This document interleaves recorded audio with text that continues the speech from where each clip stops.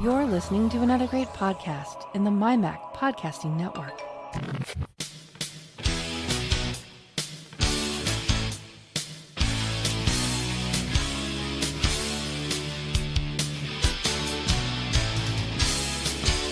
Hello and welcome to another edition of the show where we take a wander around the week in Apple news, reviews, technology, associated products, and all sorts of other things that catch our eye.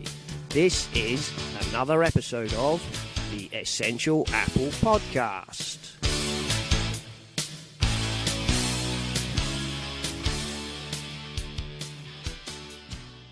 Hello, everybody, and welcome to the last Essential Apple podcast before the Christmas party special, which will be next week. And this week, I am joined by Oliver Breedenbach of Boinks. Thank you for coming on, Oliver. How are you? Oh, thank you for having me. Yeah, I'm fine. Living the dream in a beautiful city with snow. So, I was going to ask if you've had snow because it's going to be a white Christmas, maybe. Oh well, maybe we had yesterday. We had what was dubbed Storm Deirdre, which I believe dumped quite a lot of snow in places like Scotland. All we had here was howling wind and horizontal rain, but it was pretty vile. But no, well, you've got snow. That's nice, I guess. Yes. Yes. As long as you're not like poor Alex Sepko in the Ukraine, who said, he surprised us all because he said, "Oh, we've had some snow and the country's turned to chaos." And I thought, well, the story in Britain is always that the reason we have chaos when there's snow is we never know when it's coming. Whereas in the Ukraine, you'd think they'd be ready for snow, but apparently they were all caught on the hop and it was a disaster. So there we go. Anyway, thank you for coming on. And we're also joined by semi-regular co-host, Nick Riley. Hello, Nick. Hello. I'm glad to be back. It's a greyish day here in Birmingham. Pretty grey here, to be honest. It was a bit brighter this morning, I have to say, but now it's sort of just grey and December-y. Yeah. Unfortunately or fortunately, no snow, depending on your point of view. Yes. The important thing is, for me, a really important question is, will there be doggy bags after the party? I mean, count me in for one. Oh, definitely. It's a bring your own bottle, though. All right. Oh, right. Okay. Bring your own bottle. Yes. Unfortunately, as I've already explained, I'm going to be playing the organ in a carol service. I know. So, yes. Unfortunately, you won't be able to come. No. Yeah. But never mind. Never mind. Okay. Well, strange week this week, really. Apple released or allowed Apple Music on the Echo. But unfortunately, it turned out to be US only, as is so often the way with these things. Apple haven't announced a 1 billion campus that they're going to build in Austin, Texas, along with expanding a whole load of other facilities around the US. Whether or not that's to pander to certain political factions, we don't know, but there you go. They are spending a lot of money and apparently creating a lot of jobs around the US, which is good. And what else happened? Not a huge amount, to be honest. There's a lot of tech. Last week. Last week, Apple launched Apple Pay in Germany. Yay! Oh yes, we forgot that. I forgot that one. Yeah. Well, yeah, rightly so, because it's been taking a long time. It's like there were 3 countries left on the earth, I think, that didn't have Apple Pay yet.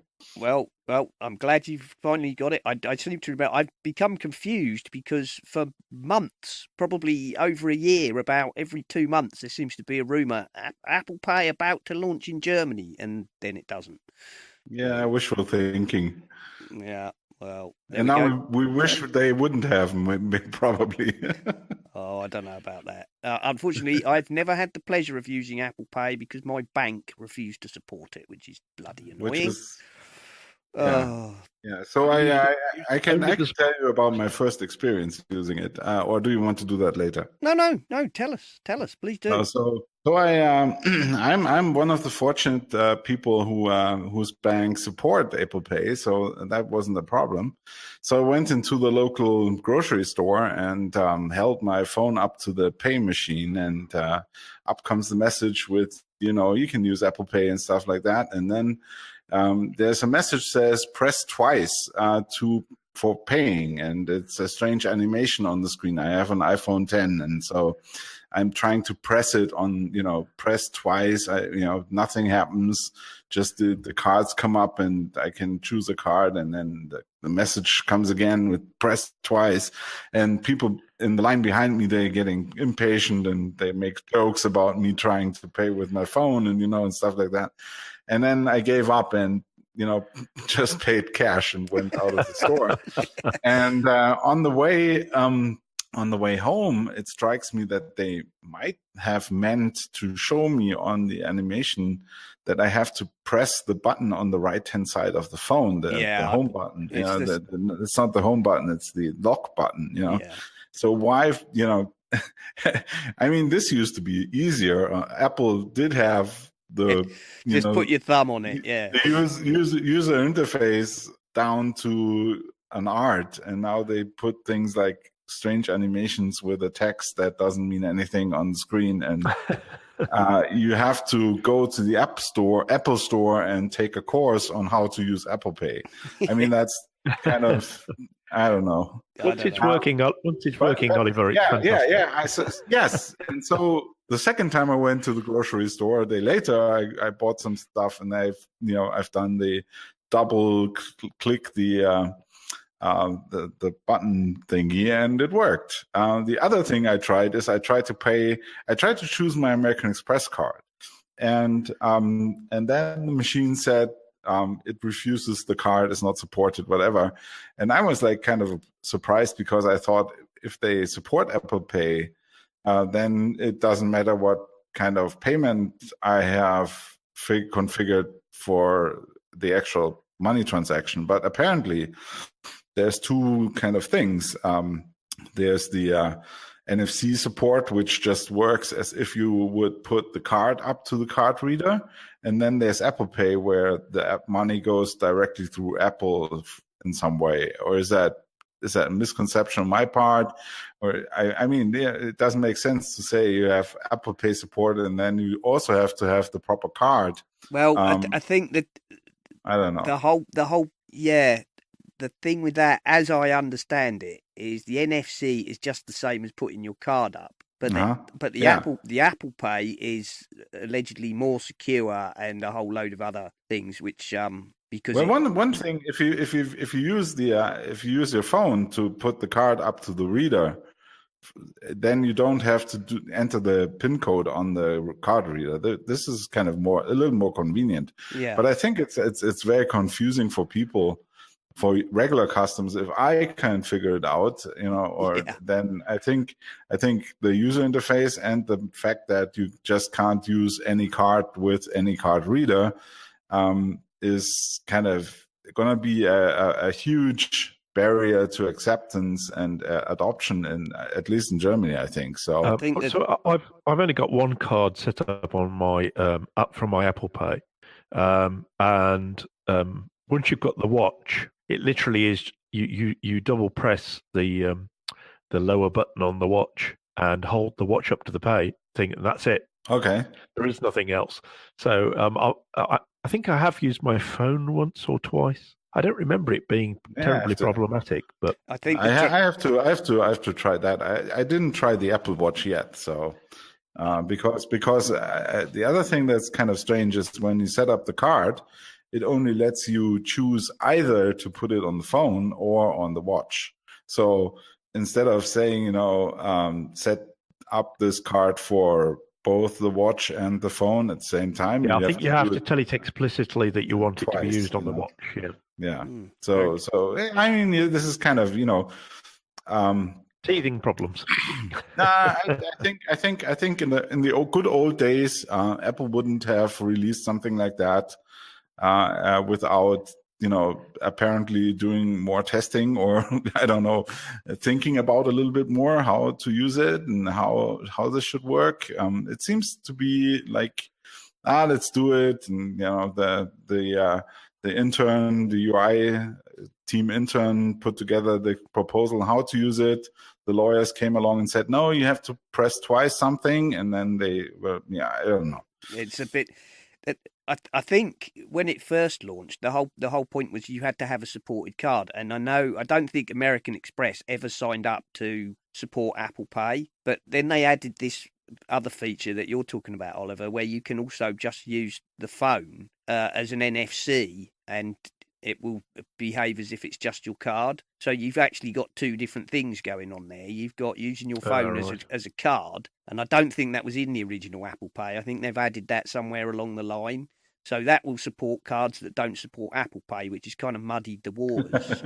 Yeah, that's what I'm talking about. I think that's the user interface issue they didn't solve. I mean, it's like, of course, and I got an email explicitly from American Express announcing support for Apple Pay for my card. So I'm sure Apple Pay supported, but the difference between does this thing just do NFC or does it do Apple Pay is not really apparent for a regular user who is not a technology specialist. Because I know, So here in the UK, they had this thing, and obviously people were putting, accepts Apple Pay.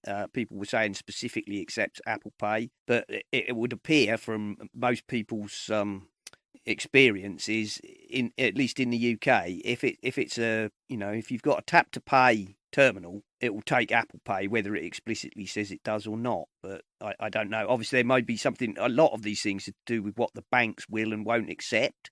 And it might be the fact that it's taken so long to get Apple Pay in Germany might be something to do with the banks in Germany, trying of course. Because it's always about control, isn't it, and follow the money. So that might have something to do with it. Separate, might be a German.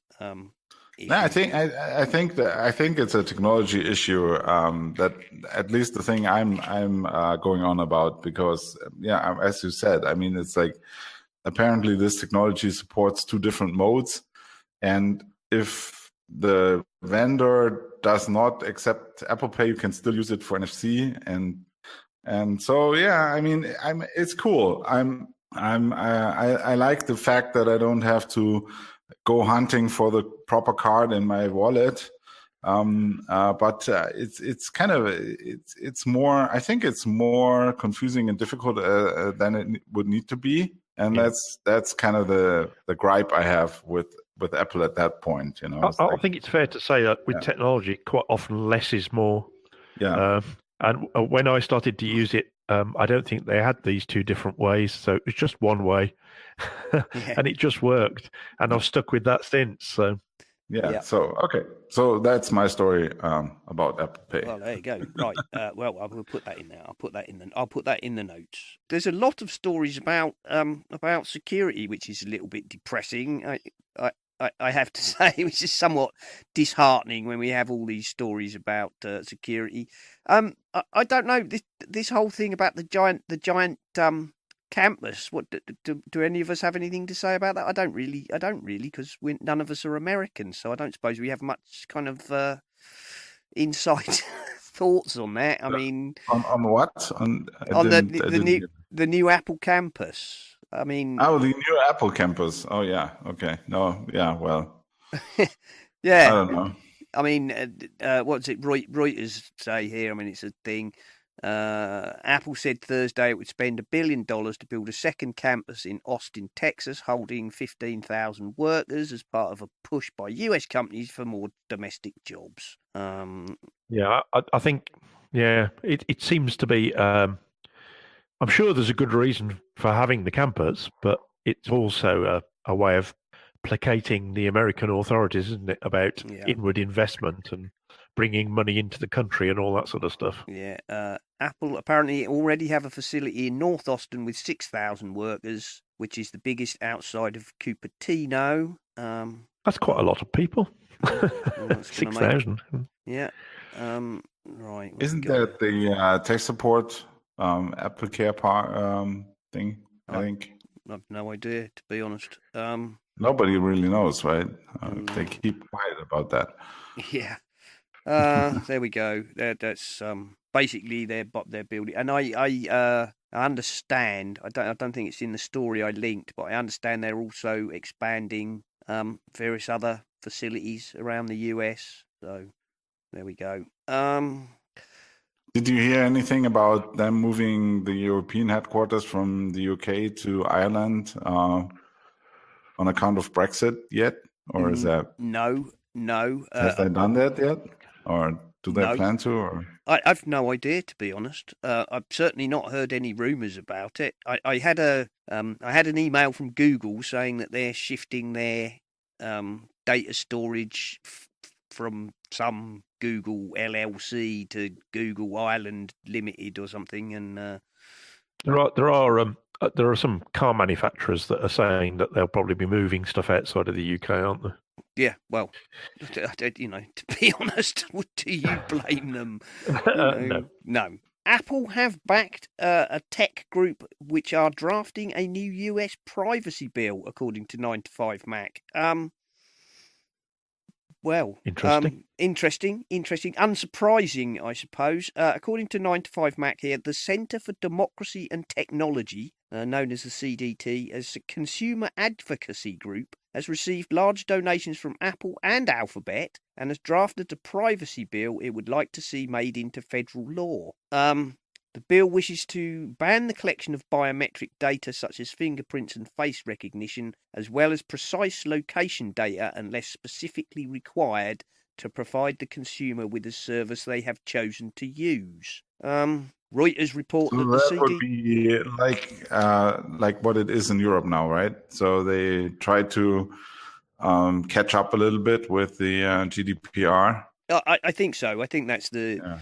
Unfortunately, it appears that they're not going to have many teeth. No, to that's actually. Even if they get it through, I mean, at the moment, they reckon the maximum fine would be just $41,500. Yeah, which is so obviously peanuts to tech giants, whereas GDPR allows for a maximum fine of 4% of the company's global turnover. Yeah. Yes, I think they're trying to catch up because and I can see why Apple are backing this, because at the minute, I mean, we keep having these reports of various companies, you know, basically collecting all of the data that you use, and also, of course, of apps, you know, accessing data they've got absolutely no need or right to be digging into, really. So, yeah, I totally agree. I think Apple's position is amicably,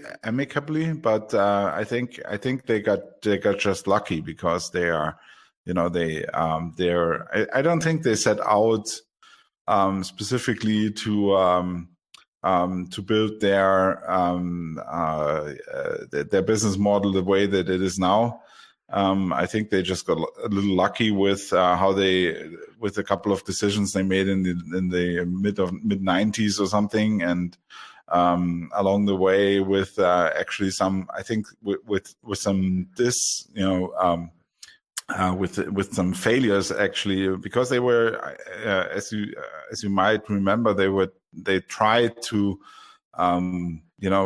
start social media social networks a couple of times, and I think if they had got lucky with one of them in the earlier days, and it would be now the huge iCloud, you know, instead of Facebook, we would have like social iCloud, whatever. Then I think their position would be quite different, you know. So, so the I think it's they have a position that I like on privacy, and I like the way they protect the users' data. Sometimes I think they are overshooting a little bit. For example, as a software developer, if you don't get any information on the customers that buy our stuff from the App Store, no way to even contact those people, then I think it's one step too far. But on the other hand, if I give them my my health data, my movement, my whereabouts, I like very much that they don't plan to monetize those. So I and think they that make enough money of selling phones, and so they don't have to monetize the data they have, and they have a lot of data on their customers. I mean, the only difference is probably that they can afford to not tap into that money pit.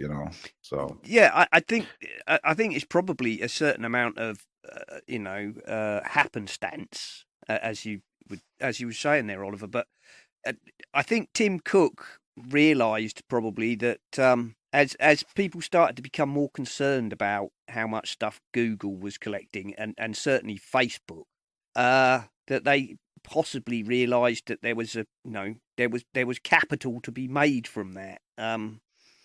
Yeah, but I think Apple collects almost as much data. The only difference is they keep it for themselves. I mean, they don't. They don't sell anything, do they?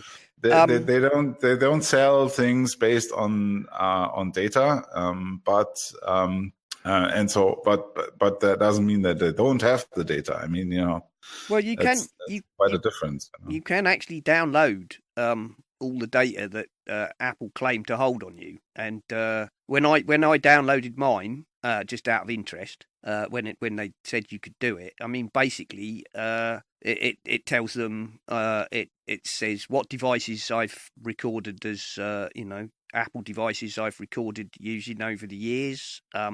Unsurprisingly, what stuff I've bought from iTunes, what stuff I've bought from the App Store, and not much else, to be honest. I think so. No location data that they use for the Find My iPhone feature. No. Well, they say that they don't keep that. This is the thing. What they're saying is the data that they hold on you. They do collect your location data and whatnot, and it's used. But they claim that it's anonymized when they use it for their research, and that they don't. Yeah, so the data is still there, but they don't. They basically have no way to link it to your profile other than inference, which is that's what they say, and we have to basically either we take their word for that or we don't, I guess. But I'm happy enough, really, even if they do hold data on me, that because they say they're not selling it and they're not monetizing it, then that's fair enough. It's even I've said before on this show, when I first started using Gmail and Google services, they were quite clear when you signed up what it was they wanted to collect from you. But as time went on, it began to feel that they were collecting more and more stuff, which I'm sure they were, and they were being more and more underhand about it. And in the end, I thought, I'm not happy with this anymore, and that's when I bailed out. And as you would say in there, Oliver, about not getting any feedback, I don't know how relevant this one is.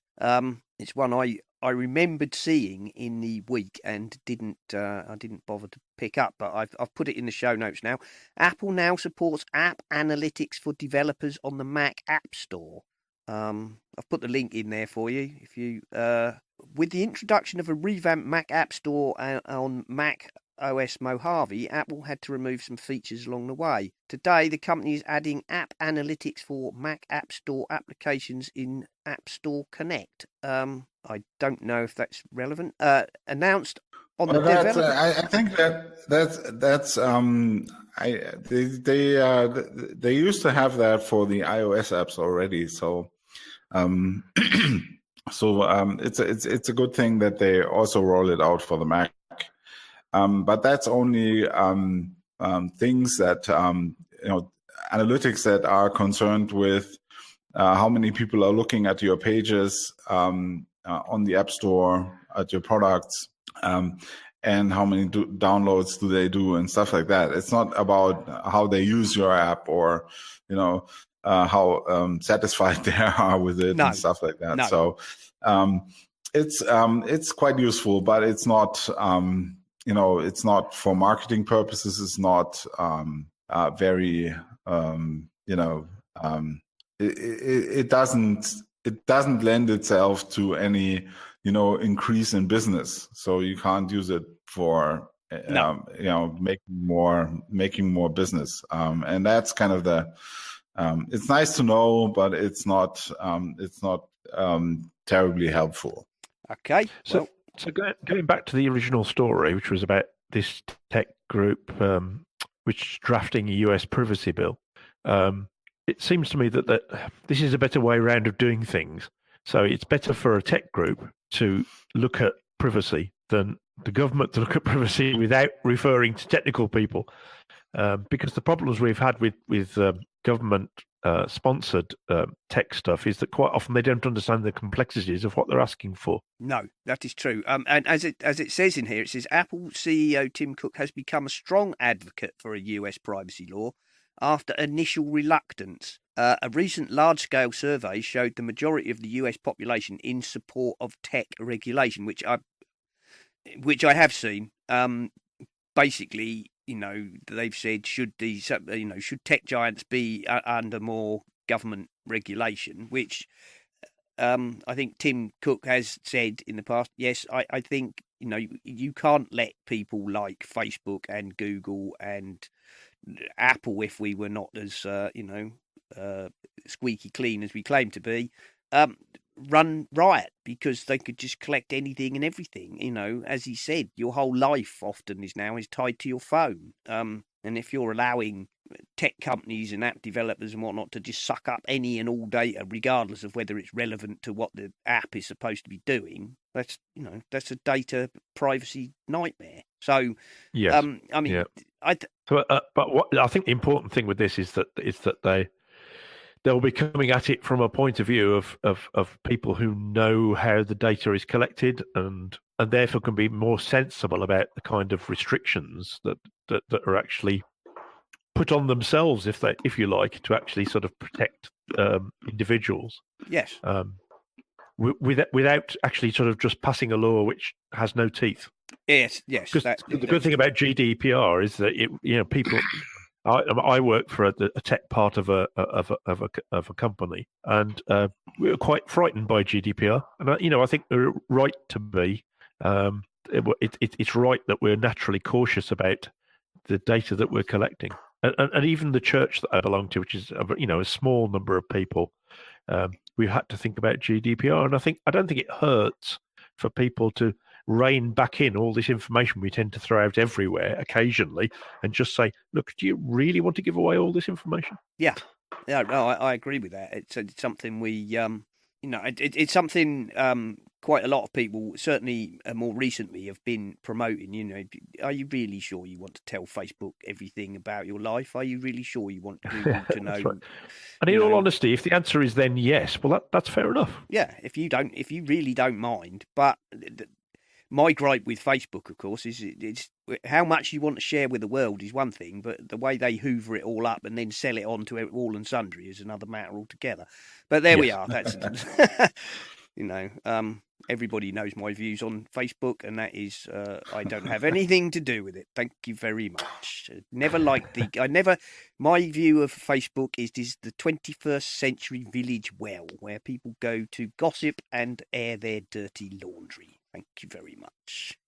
Now, that said, I will. It's an important function in society, though. Well, there is that. There is a perfectly good. There's nothing wrong with that. And yeah, I will. There are good parts of it. There are, yeah. And I will, in fact, now relate you a short story. The other day, my daughter came home and from work, and she commutes to work quite often on the train.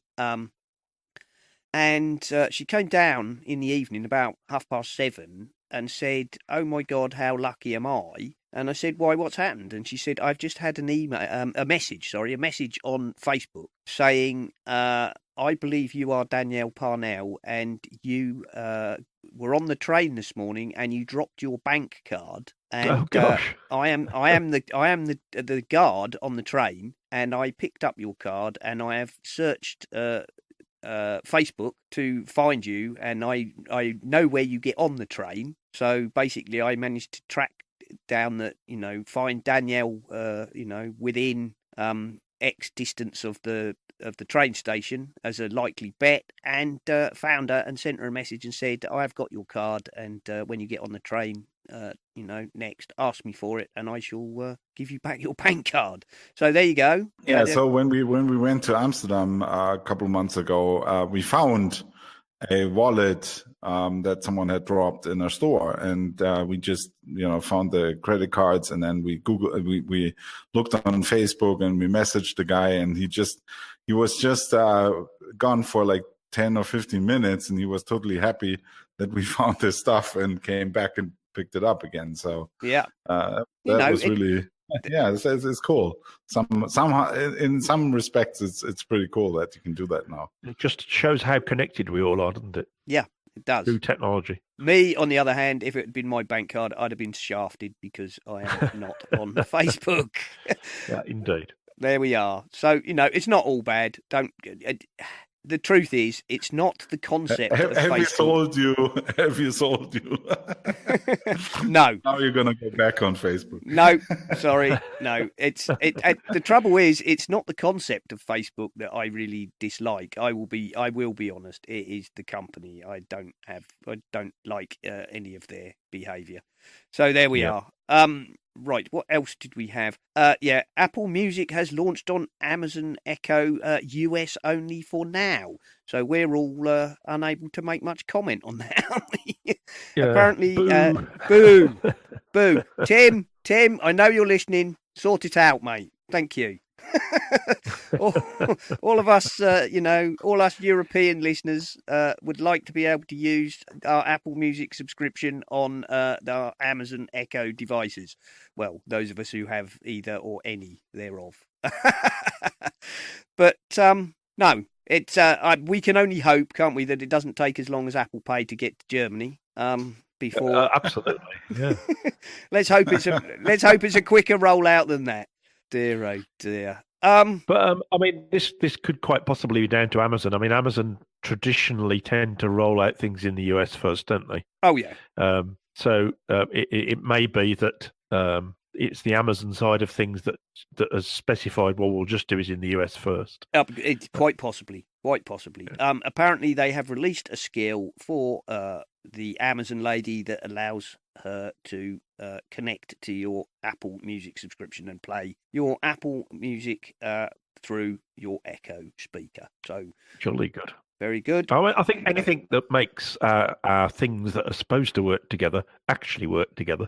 Well, that is the point, isn't it? It's all services are only proper services when they are ubiquitous. Otherwise, they fail. That's my view. Yeah. Well, they're limited anyway. Definitely. Yeah. Right. Intel have launched some new 10-nanometer Sunny Cove CPUs, possibly destined for future Macs, which is one of those stories which is okay, and I'm sure it's lovely.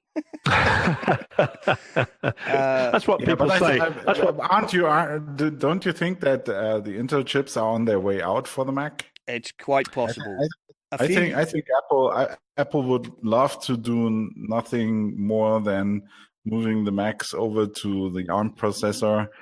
And yeah, we've talked about this a few times, haven't we, Simon? Yes, we have. I originally I was very dubious of the whole thing, but as time has gone on. So one thing that's kind of an indicator is that they're gonna get rid of the last technology that they couldn't put on ARM next year. So I think the last operating system parts that couldn't be put on ARM, and so I think maybe that's interesting. That's certainly, I think, one of the preliminary things they have to do. And so I think they by fall next year, at least software wise, they will be in a position to switch to another processor and switch over to ARM for the Macs. At least very painlessly. The only thing they can't do then is run Windows on those things, and I think that's still a big part of hardware. We have sales. talked about this before, and for a long time, the whole point of shifting to Intel, allowed you to run Windows, to do a whole variety of things like that, whether it was actually run Windows directly on the hardware or to run virtual machines and so on. But of course, Microsoft are working on Windows for ARM as well. And if they go mainstream with Windows for ARM, then that whole Intel thing flies out the window. Not necessarily relating to this announcement about. The part of the reason I think that this has been trumpeted is because Intel have been having great difficulty getting down to the 10 nanometer stage, whereas ARM. Well, the ARM processors are much nicer and much cleaner and much more modern, and they don't carry a lot of legacy legacy baggage, and they are more power per heat efficient, and they're more power efficient, and they're more. So I mean, they put. With the ARM processor, they can put almost as much power as a Mac has into the phone, or the iPad Pro. Very much so. If you have a bigger case with more heat dissipation, you can really crank those things up to a totally different level of performance. And I think that's, if you want a Mac, you want performance. And so I think one of the main points of doing that is getting rid of the old Intel legacy stuff, and which only costs you power and heat, So, yeah. Well, I wish I'd bookmarked this because I was reading a piece earlier in the week about, and I don't know if it was Intel or if it was ARM, but they were talking about the fact that they've developed a method to layer the circuitry. So whereas at the moment they tend to have the circuit on the silicon is mostly two-dimensional. They were talking about effectively stacking the circuitry in 3 dimensions, and building what they were calling composite chips when they're building systems on a chip, because the guy was saying that if you as the search to make the the nanometers smaller and smaller and smaller there are lots of reasons why that it is good. It's good for battery life and a whole load of other things, but there are certain elements where a bigger die is better. Apparently, as you go down to smaller and smaller gauge, there's more problem with electron leakage. And they're saying for the input-output circuit, electron leakage becomes a problem. So they're talking about building a kind of composite system on a chip where, say, the main CPU is 7 nanometer, but the input-output might be a 20 nanometer, because that allows less electron leakage. It was incredibly technical, I have to admit, and some of it was beyond me. But as per usual, it built up to... yes, some clever geezers have thought up even cleverer ways to make your silicon, your SoC, even faster, better, and smarter than it is now. They always do.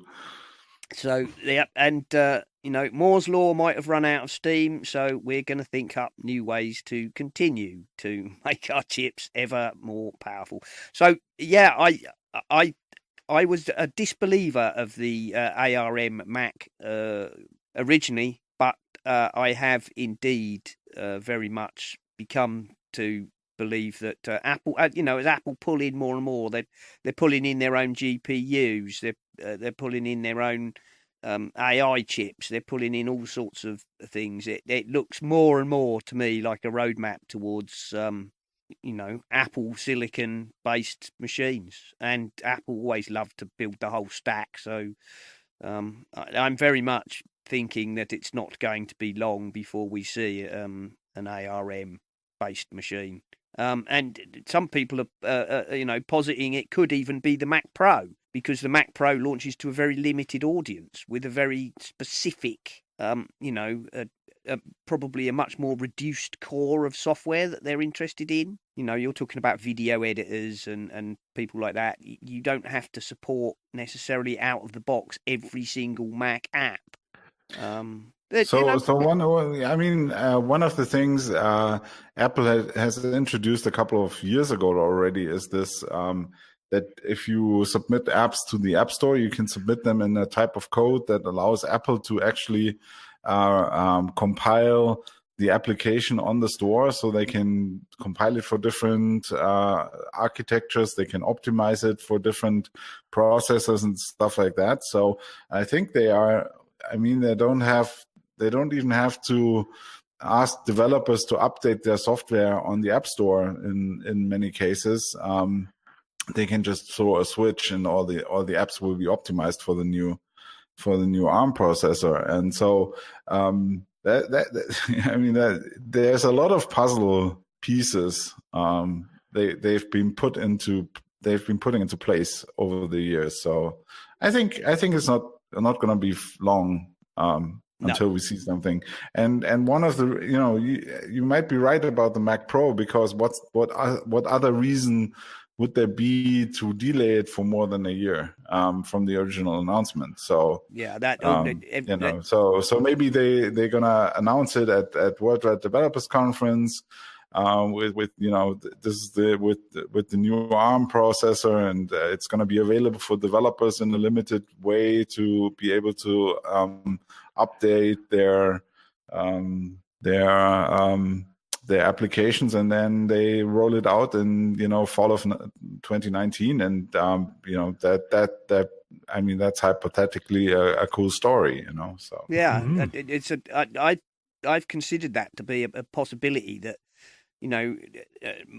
as I say, my thinking behind that is that the Pro is not a mass market machine. Therefore, if they were to release an ARM Mac Pro, they would have a much more controlled environment, as it were, and a much smaller set of users to have to deal with than if they went and put out. Yeah, and not many of those want to run Windows on the machine. So. No, exactly. So you would not be in the same position as if you went and said, "Okay, we're going to bring out an ARM MacBook or or an ARM iMac." That's a much more risky proposition, as it were, as a first step. In my view, and as we know, Apple have handled technology shifts twice before with reasonable aplomb. We had 68K to PowerPC, and then PowerPC to Intel, and relatively painlessly, to be honest. So it's not. Yeah, they know how to do that, and it's kind of if you look at the available hardware, I think they've fallen behind a little bit on if you compare it to the Microsoft Surface, for example, and it's kind of a strange feeling for a long-term Mac enthusiast to see them lose the leading edge so badly. So I'm very much hoping that this is just because they have to do a transition in a clean way and don't want to hurry it or something like that. But so let's see what happens 2019, and I sure hope they follow up with their promises on better and more Mac centric offerings. Yes. I think everybody feels that, really. I think great as the iOS ecosystem is, I think the Mac has suffered as a result of their concentration on that, and I think it's time for them to redress the balance. And it could be the fact that the fact that analysts and everybody is saying that the smartphone market is reaching saturation and becoming a fully mature market, so that these huge growth figures are not going to continue. There's only once you've sold everybody, or everybody in the available market who can afford one, a decent smartphone, then those kind of growth figures we saw going from the iPhone 1 to the iPhone 3G. Yeah, so and so on. Apple is making up for that with just increasing the price. Yeah, but you can't do that forever because you. Oh well. You hold our beer. Hold our beer. Yeah. Anyway, that said, talking about phones, I did this morning order myself my new phone. I've ordered the XR, the iPhone XR, black 64 gigabyte, and it's arriving tomorrow. But that was you. But I have to say that I did have to opt to take it on a 3-year contract in order to keep the price down to the same as I'm paying at the moment. There we are. Very good. You're not waiting for the Apple Burberry then? Oh, did I let that slip? Oh, I'm sorry. No, I am not. A black. I did think about a product red, but the minute I clicked on red, it went delivery time. Slipped to 3 to 4 weeks, and it's like, oh right. Do I want a red one that much? I might have been tempted by a blue one, but I've not seen a blue one in the flesh, so as it were. So I'm not sure how bluey blue I like it. So I opted for the boring black. I like the XR. I think probably my next phone, but probably I'll wait until they're second hand and I can buy it outright. So well, yeah, I've reviewed all the spec, all the tech, and actually I'm not that bothered about taking it over 3 years. I mean, I've had my iPhone 7 for 2 years, and if it wasn't for the fact that they're basically saying to me you can have a new phone just by signing here, I'd probably quite happily keep it another year. But so size-wise, is the XR a little bit bigger than the 7? Yes, it is. It's a 6.1 inch, so it's bigger than the XS. Plus. Is it bigger than the 7 Plus? I'm not sure if it's bigger than the 7 Plus. I think it's about the size of a 7 Plus. It's small. Okay. It's smaller than the XS Max. Yes. And it falls between the XS and the XS Max. Okay. And the XS, I believe, has a screen size the same as the Plus, or density. Yeah, that sounds right. Yeah. And the Max is even bigger, and so the XR is a little bigger than an XS. So I think physical size-wise, it's probably about the size of a Plus. Okay. Because I think the whole point with the 10, wasn't it, was they squeezed a plus-size screen into it, or a nearly plus-size screen into a form that was only a touch bigger than the 8. Anyway, there we go. So that's coming tomorrow. Excellent. So that's my thing. I'll tell you what, chaps. Shall we have a 5-minute break and go over to John in the hardware store? And then we'll come back and cover a couple more stories before Oliver has to go. Before we go over to the hardware store, I do have to say the Bonks Grip earpiece, which was featured last week, they've told us that apparently either myself or John said it was bonks.com. It's not, it's bonks.co. So apologies for that. All the show notes were correct, however. So there you go. If you were interested in the Bonks Grip earpiece, I've put it back in the show notes, and it's bonks.co. So, take it away, John. He's going to talk about the Silka Maratona gear bag, I believe. So, there you go. An unusual travel case today on Nemo's hardware store. The product is called Maratona, Maratona. The Maratona Gear Bag, Gearbag. Company is Silka, Silca.cc. That's their website, Silca.cc.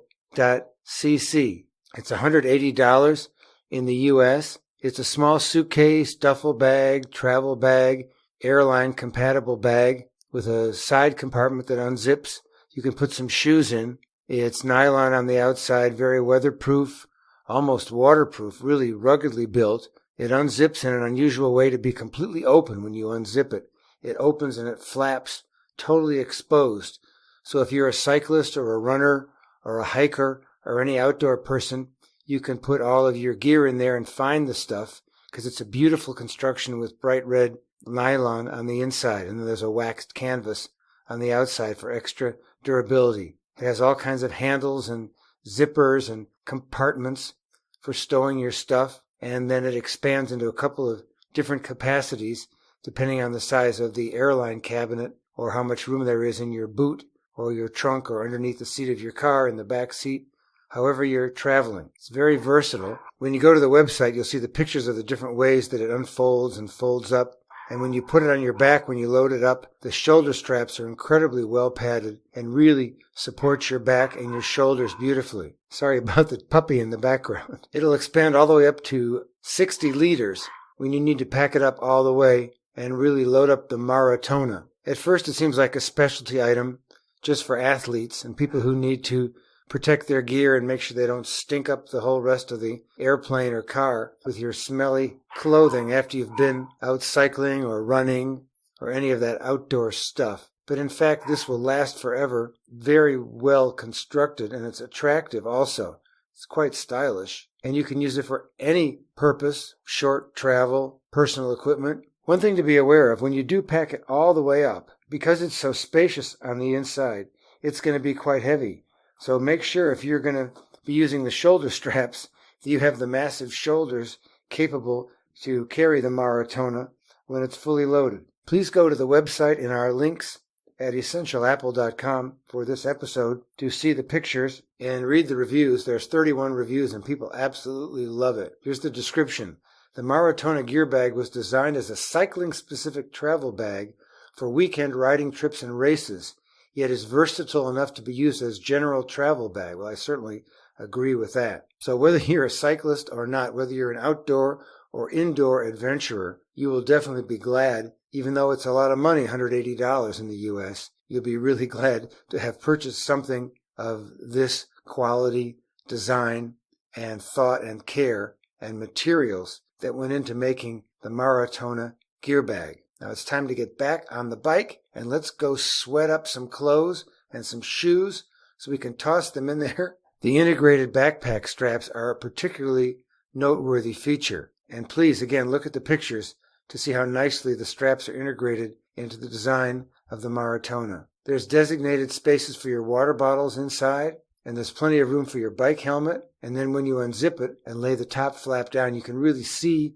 what's in there. It's not like any other suitcase or travel bag I've ever seen. So the people at Silca, SILCA.cc, have really designed this from the inside out and the outside in to make it versatile for athletes and everybody else. Back next week. Thank you, John. And I think what we'll do now, while Oliver is here, we'll ask Oliver to tell us about what's happening with Boinks. What updates are forthcoming, as it were, before we go over and have a look at a few other stories to wrap the show up. So, Oliver, obviously... Yeah, thank you. No, it's not a problem. You've come on the show. I'm sure you've got some interesting things to, tell us about. So, what's going on with Boinks at the moment? Yeah, so this year we focused a lot on Mimo Live, which is our live video, live streaming production system. It's basically a TV studio in a box. I think we've already talked about it on the show in the past sometime. We were very busy, had 42 releases this year, and we've moved to the subscription model exactly to be able to do this, to be able to innovate more quickly and bring more features faster to the market. And so this year is kind of for us the proof of concept for this. It's been a great year for Mimo Live, and I think we're starting with a strong product into the new year. But some other things we also have on our plates, and one of the things is we have a little product called Mouse Posé. It's very popular with people who are doing presentations or training videos and stuff like that. It allows you to highlight your mouse on the screen, so it draws a little, like a flashlight around the mouse, and You can also use it if you have a huge screen to quickly find where your tiny little mouse is. And we haven't updated that in a couple of years actually, and we had to do something to be able to continue to use it on the Mac platform. And so we've done a rewrite, and actually the public beta is going to start the coming week. And if the listeners want to sign up, they should go to the Boeing Software website, BOINX, and find the Mouse Posé page, and we will put up a beta test sign up form, and people can sign up, and we'll send them a license and download link, and they can participate in the beta test. And the third thing we are kind of excited about around the end of the year, we're working on a new version of iStop Motion for iOS, and but that's not going to be ready in time for Christmas for the beta test. We'll do the beta test early next year, as soon as we've worked out all the things we know, and then we'll give it people to play around and tell us the things we don't know. So that are the three things that's going on at Boeing Software right now, and we're kind of excited to be able to do this for the Mac and iOS users, because we love making cool stuff and helping people to improve their lives. Excellent. Cool. Oliver, can I ask a question? Yeah, sure. Mentioned Mouse Posé. At the church I'm a member of, so we've got a Mac up on a balcony at the back of the church. But sometimes images will pop up on the screen that it's being projected onto, which is about 30 feet away, which I can't really see very well. Okay. So if I need to close dialogues and things on that screen, I can't actually see it. So would Mouse Posé help me see where the mouse is and that sort of thing? It would help you to see where the mouse is. I'm not sure if it can solve that specific problem, but I will be happy to send you a license so you can try it out and let me know if it works for you. That'd be cool. Sure. That's kind of, when you set out to make a product, you have a certain use case in mind, and then people get the products into their hand, and they do amazing other things that you haven't never imagined. Yeah. And that's one of those things, is like, people doing, and then someone comes along and says, I use it to be able to pinpoint and close windows 40 yards away, so that's a cool. I'm sure that happens quite often. I think I must have a bit of a weird mind, really, because I'm often doing things like this. A few years ago, I did an organ concert and wanted to project stuff up onto the screen. I'd got my phone, and we've got a Mac Mini down at church, and I wanted some way of projecting me playing the organ, which is at the back of the church, onto the screen, which is at the front of the church. And I ended up trying to use, there were a couple of pieces of software. One of them was Alfred, because and another one was from Squirrelsoft, one of theirs that actually sends it to multiple monitors, sends your screen to multiple monitors. And I pretty much got it to work, even though at the time I was on an Android phone. I actually managed to get it to work. There you go. Okay. But I'm sure none of those were actually intended for that purpose. Yeah. Well, it's a good thing. I mean, Mouse Posé is very clever. No, it's a good thing that we have users who are adding value to the product by coming up with all these crazy ways to use it. I mean, it's like this is the most, for me, that's the most satisfying part of my work is see how users use it and what great things they are able to create or to accomplish with using our software. Yeah, that's good. You do know you can make the mouse bigger, don't you, Nick? The pointer. Yeah, you just wiggle it around. No, there's that. But as well as that, you can in the system you can make the pointer bigger. Oh, right. Okay. I never even thought of doing that. It's in settings, presumably. No, it's in accessibility. You can. Right. Okay. Yeah, you increase the mouse pointer cursor is considered a feature for people who are with poor vision.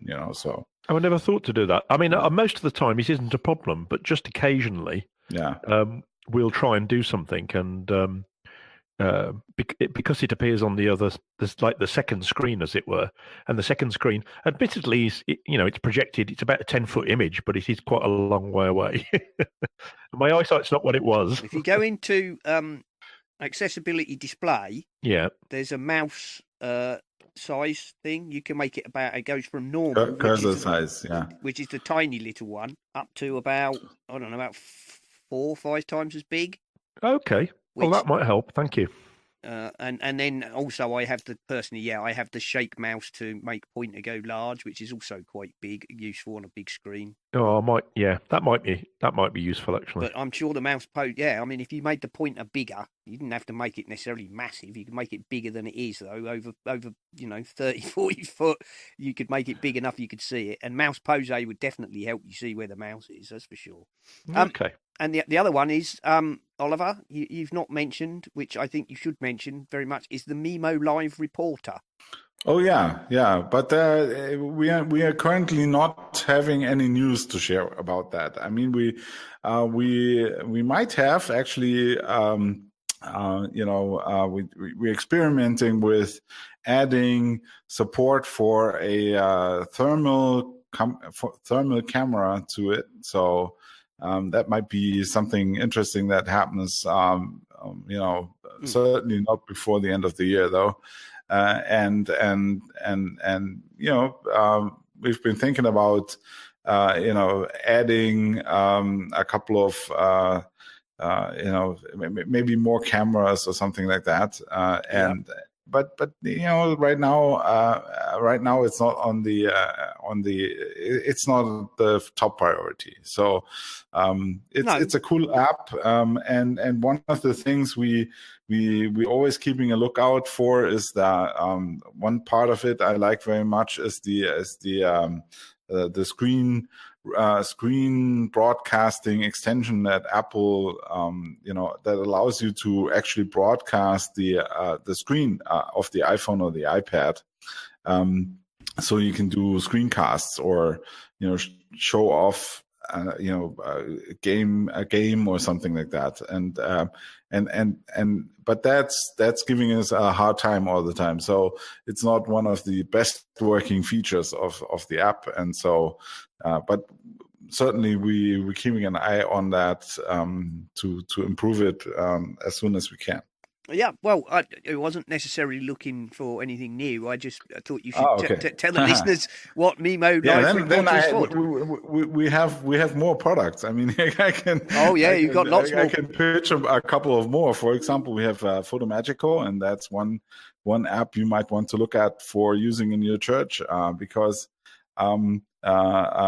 Nick, because if you are using it for showing photos or pictures, then it's much better than using a Keynote or PowerPoint because they are optimized for business presentations, and Photomagico is actually optimized for presenting photos. So, cool. That's a pitch here for Photomagico, and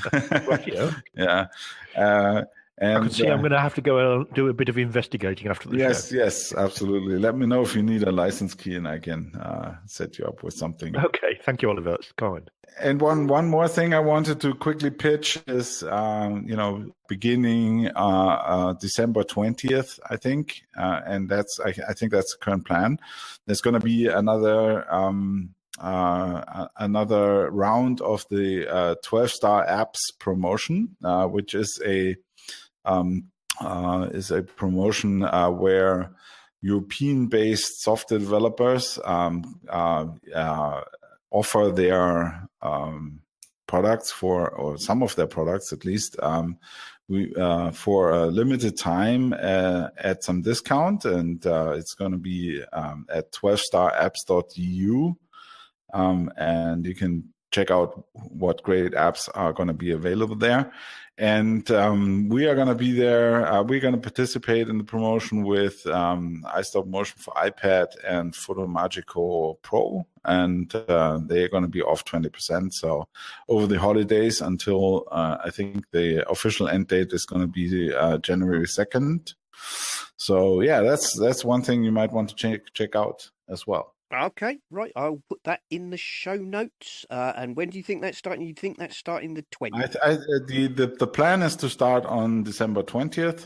That's Thursday, and it should go until January 2nd. That's my current information on that. This is run by I think. Let me see who. I think they are now an independent. There's now an independent entity that runs this promotion, but it was initiated by good friends of ours, and they. It's not like a bundle or something. It's like it's just a way to promote made in Europe, great apps for the Mac and iOS that are made in Europe. Okay, well that's great. That's fabulous. So I've put that in the show notes. Whilst we're on such things, Nick, you said you'd bought something recently that you wanted to talk about. Nvidia Shield, was it? Yeah. I was having as is normally my want, wandering around Amazon. Actually, I think it was recommended on a podcast. I can't remember which podcast, but.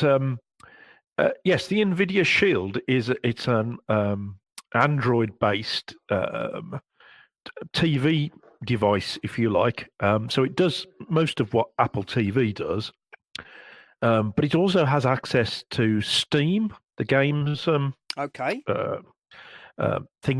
and it also has some of its own games. And even though I've got a PS3 sitting somewhere upstairs and I don't use them very often, and I just thought, if this was in my living room, I'd be more likely to use it.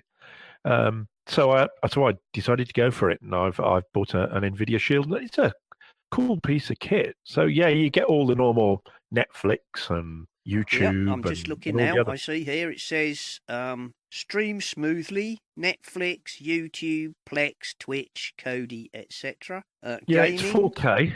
It's all stream 4K if you've got 4K content, and you've got a 4K device that can play it, of course. And it's also got games, and particularly for the casual gamer. I mean, it's a tiny little device. It's probably about 6 inches long by 4 inches wide, and then it's about to change measurement units, it's probably about a centimeter tall, as it were, with a nice little green light on it, accented here, light. Cast your PC games to your TV. Well, that's another one. Yeah, I don't think you can do it from the Mac. No, okay. But if you've got a powerful PC, apparently it all depends, because I was watching a YouTube video about it, and apparently it all depends on how powerful your PC is. Well, according to this, it would appear that it harnesses the power of the GeForce GTX graphics card. So it would appear... it does itself, yes, yeah. Oh, right. So it doesn't rely on you having a GTX GeForce in your... I don't think so, but the video I watched seemed to imply that if you want really powerful stuff, then you need a decent PC as well. Okay. It says play Shield games on the big screen. Yeah. Premium Android games from family favourites and indie hits to the most advanced Android TV games. All right. Okay. Looks good. It is, and it works very well. It's very smooth operating, very very quick. Comes with its own remote, as they all do, which looks very much like the most remotes that you get these days. It's a sort of black Apple TV shaped device. All right. Well, looking at it, I'm looking at it here on the thing. By the way, having gone to this, save up to £30. Offer ending 25th of the 12th. So until Christmas Day, it would seem, you can get, they have two here, the media streaming device with remote only for £149. And then it says get £30 off Shield, offer ends 25th. And then they also have the Shield 16 gigabyte streaming media device, which appears to come with a games controller, for which they're asking £160. So yes, I think I paid 159 for mine on Amazon. So you can pick it up for about that. The actual game controller is very much like an Xbox One or a. Yeah, I can see it. It's a typical Batwing. That's right. Yeah. It's quite comfortable in your hand and works very well. It appears. Yeah. So there you go. So something a bit different if you haven't got an Apple TV. Actually, I have, but but I'm all for trying different things. Well, it looks quite nice. And to be honest, if it does 4K, I mean, it's in the same price bracket as a 4K Apple TV. Yes, yeah, that's right. And of course, being Android, if you really are someone who doesn't mind digging into the innards of things, you can sideload stuff and all sorts of things with it. So if you're someone who likes to play, and I would say, to be honest, if you're more interested in games than what the Apple TV would provide, it's probably a better bet. I'll be honest. Yes, that's right. I think so. Generally, so far, it only arrived yesterday, but I've already started playing a game on it. And I'm more than happy with the way it's performing. I think there's a very slight lag because, of course, you're streaming all games. Yeah. So if you're a really gamer, it's not going to satisfy you properly. The lag would probably annoy you slightly. It doesn't bother me particularly because I'm a pretty casual gamer, and as long as it's almost instantaneous, then that's good enough for me. Yeah. And it's good, and it's not ridiculously priced. So you're thinking of something for Christmas, there's one for you. There you go. No, and also this kind of streaming games thing seems to be becoming, as network speeds and latency go, speeds go up and latency tends to go down. It's becoming more of a thing because Well, absolutely. I mean, it when I started playing this game, it said adjusting resolution because I've recently downgraded from a 200 megabits per second connection to a 51 because I didn't really think I was making use of all that bandwidth. So it may be I'm getting slightly poorer resolution as a consequence, but to me, I hardly notice it, in all honesty. Yeah, I mean, it's like, we have... I have a technically an HD TV in that it will sort of show HD content. I mean, it's only about, I think it's a 42-inch or something. It's not huge. But to be honest, sitting across the other side of the room, I cannot tell the difference on my TV between the HD films and the not HD films. As I asked my boy, if you sit at a reasonable distance, it's. I asked my boy my boy said, "What's the difference between the HD movies, Dad, and the SD ones?" And my daughter said, "How long it takes to download." That's true. I'll tell you something else that people might be interested in. Now, this is only if you've got quite a lot of money to spare because it's not cheap. But it's not as expensive as you can pay for these types of devices. The other thing I've treated myself to recently is a Xiaomi WiMax Pro projector. All right. So this is Chinese, as you can tell by the name of it. Yep. You can only buy it from China, so you have to take that risk. I did feel a bit uneasy about doing it, but I bought it from GearBest, which is a company in China. Although they have a UK bit of their website.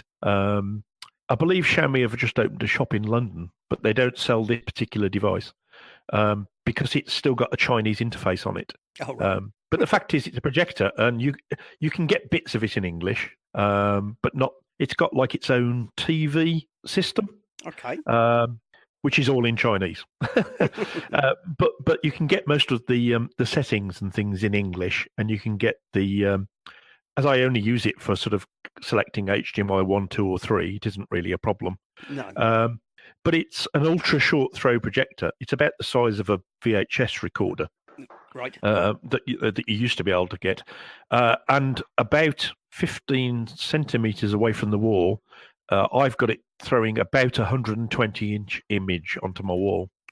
and it will go up to 150 inches. Apparently, my wall's not that big. But yeah, and it's quite bright. I mean, they claim 7,000 anti-lumens, which would be incredibly bright. But I think that's a little bit of a con because it's also going through a color wheel, which reduces the brightness a bit.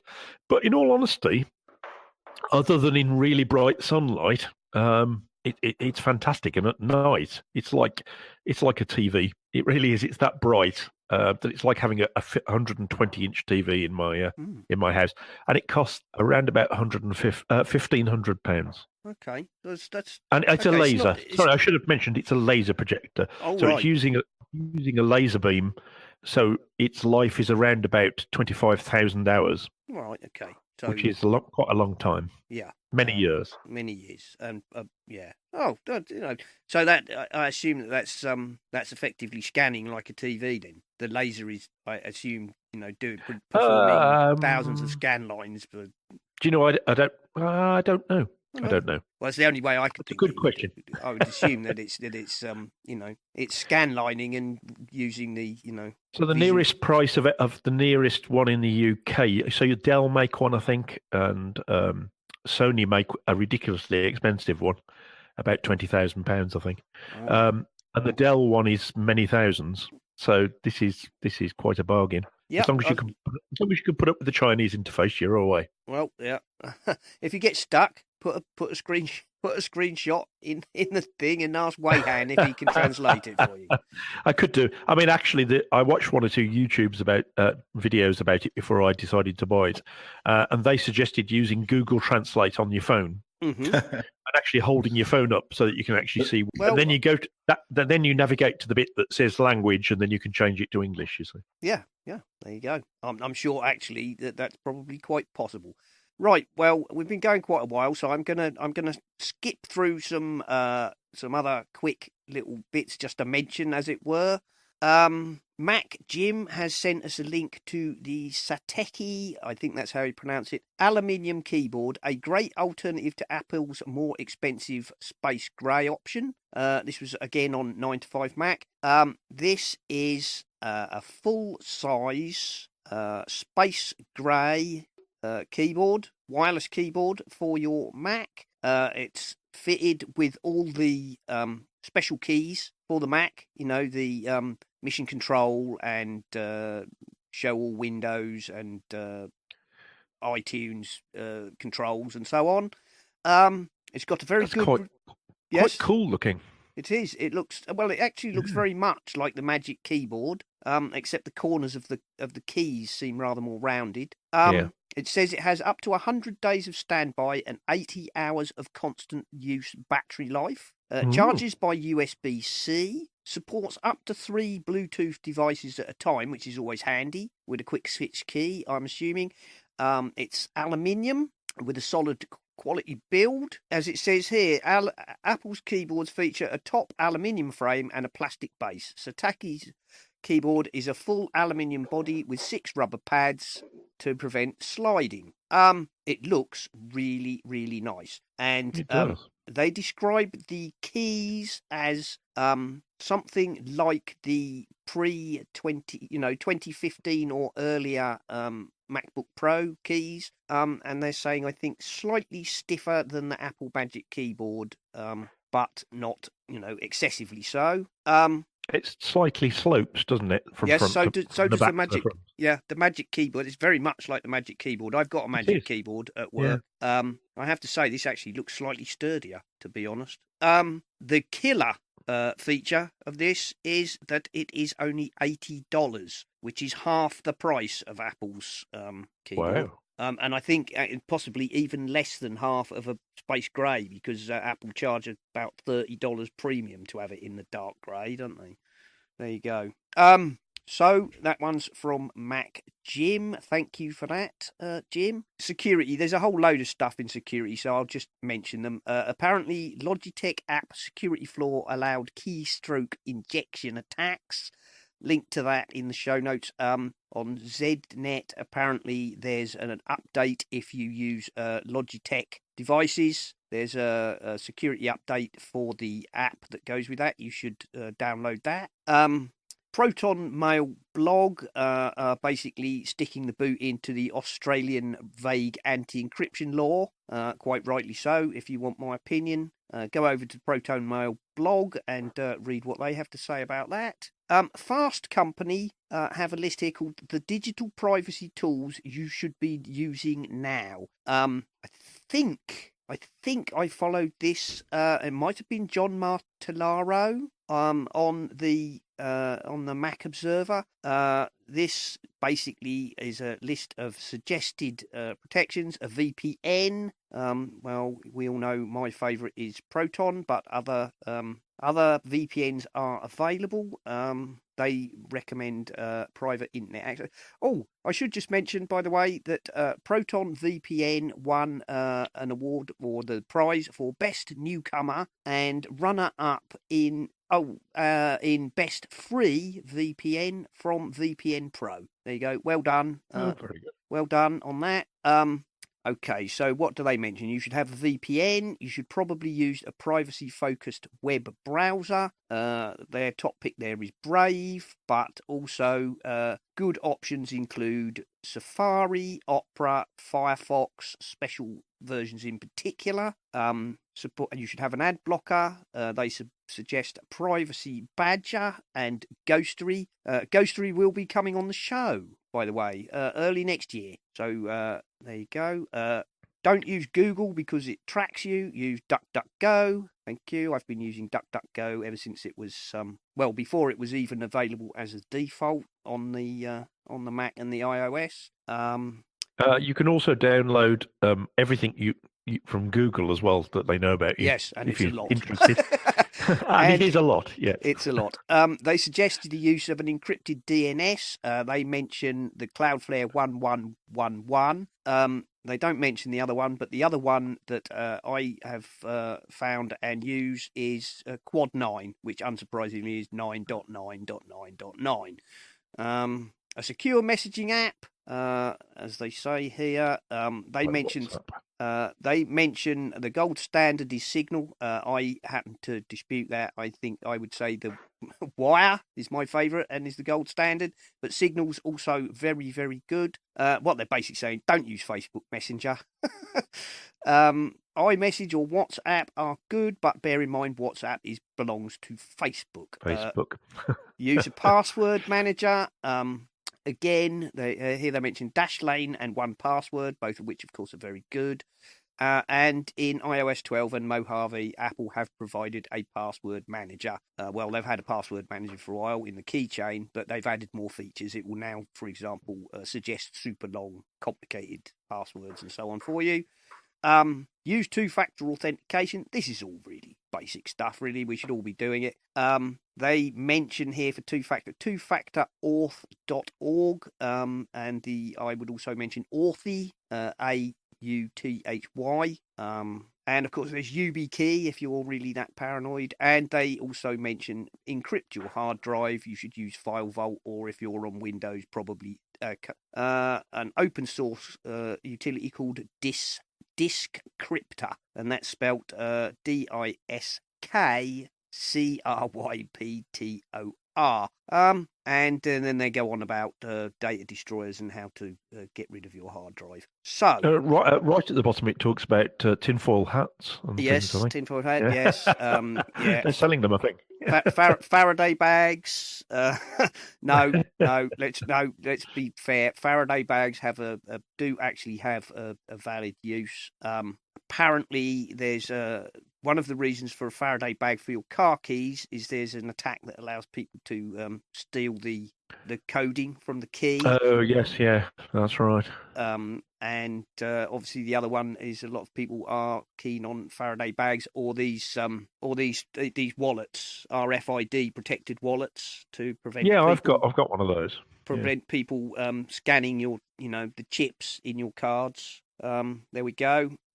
And what else have we got here? 2018 saw people use 11 new stupid passwords, including Donald.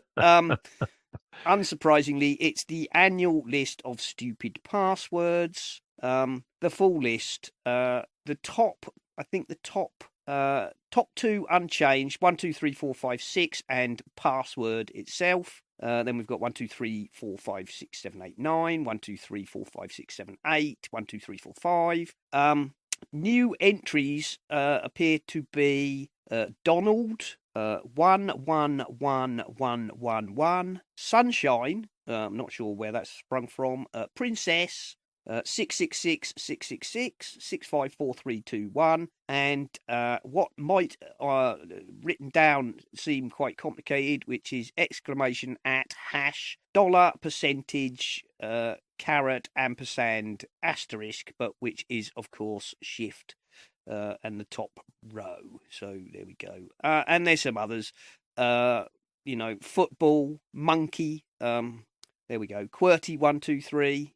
Don't use those. If you're using that, for God's sake, change it. Thank you. There we are. Annual roundup of stupid passwords. And I think, I'll be honest, I think that will probably just about do us. So I'm just going to give the shout out here. Giveaways, the Essential Apple giveaways. You've still got time, people. Skylum gifted us 5 copies of Luminar 2019 and 5 copies of Aurora 2019 to give away. Send an email to essentialapple@sudomail.com, and that's SUDO mail. Mention whether you would prefer Luminar or Aurora, and the phrase I gave in the show with Alec Sepko. So if you haven't listened, go away, listen, find the secret phrase, and email me for a chance to win Luminar or Aurora. On top of which, listeners of this show can claim $10 off a purchase of Luminar and or Aurora 2019. Using the discount code Essential Apple. And don't forget, if you buy Luminar 2018, you'll get all of the 2019 updates for free. There we go. And I have 2 licenses for the Beelight Live Home 3D, one for iOS and one for Mac. Same rules, basically. Email me again on essentialapple@sudomail.com, mention the Live Home 3D, and give the phrase which is in the interview with Beelight. We'll pull the names out of the hat on the Christmas Party podcast next week. So that's recording on the 23rd. So you've got all week to get your entries in. Good luck, everybody. Right. Well, I'll start with you, Oliver, as we wrap up. Would you like to tell everybody where you can be found, followed, or otherwise prodded? Yeah, I'm on Twitter at O Breidenbach, which is OBREIDENBACH, and the company Boinx Software can be found at boinx.com, BOINX.com, or on Twitter, Facebook, and other associated social media things. And give us a shout. Thank you for having me on the show. No, thank you for coming back on again, Oliver. Always a pleasure. Nick, you can't really be found very much places at all, can you? Apart from on here and sometimes on Bart's show. No, I'm hiding under my desk. Yes, I am on Bart's show occasionally, but you can also find me on Twitter very occasionally as Spligosh, SBLIGOSH, and it's been fun as usual. Thank you. All right, thank you very much. Well, there we go. You can find me on Twitter as @Serenak, and that's SERENAK. All of the shows are over at essentialapple.com. You can find us on YouTube, on Spotify, on SoundCloud, in all good podcast apps. And I think all we've got left to say now is next week will be the Christmas Party podcast. I'm expecting Bart and Carl and possibly a couple of other people to turn up. So let's all look forward to that. And for now, thank you, everybody, and we'll say goodbye. Bye. Goodbye. You've been listening to the Essential Apple podcast, and I'd like to say if you enjoy the show and would like to support us, feel free to go over to the website essentialapple.com, and you will find links to both Patreon and the Pinecast Tips Jar, where you can make a donation towards the costs of the show, or even if you're really keen, you could set up a recurring payment. And thank you very, very much to all the people who already do support us. We really do appreciate you very much indeed.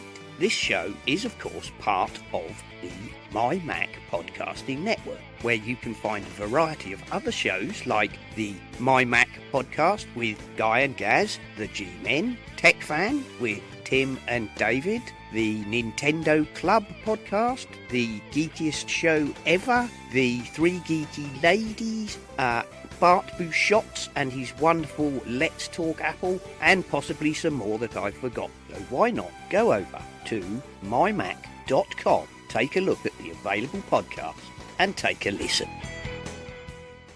5, 4, 3, 2, 1. and we are go. Go. Wait. Go where? The commercial, Guy.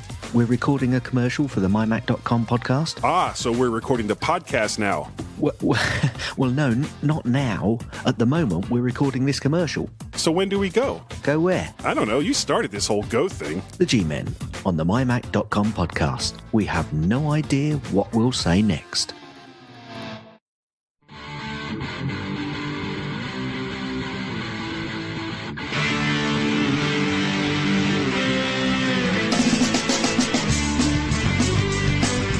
Has been the Essential Apple Podcast. Goodbye and thank you for listening.